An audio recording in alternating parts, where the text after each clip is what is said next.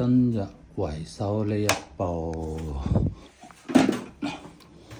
惠而浦嘅 DS201WH， 而家拆開咗，因為為咗節省時間。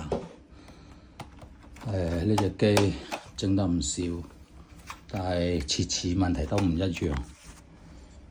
咁而家拆開咗呢部機個問題嘅話咧，就係唔通電。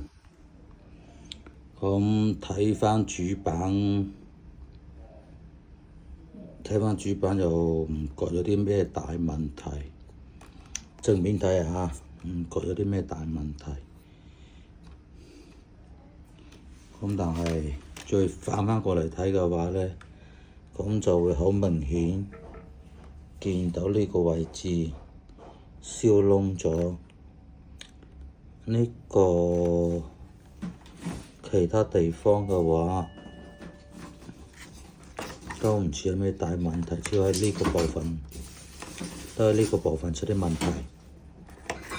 咁轉頭再換咗去睇睇嗰個情況，因為佢而家係全部機都唔着。咁唔着機嘅話，代表係冇電到嘅。冇電到嘅情況下嘅話，我哋就要去處理電源部分。睇後邊嘅話，其他地方都好靚仔，所以我哋梗係要處理嘅就係呢個部分。呢個部分有啲問題。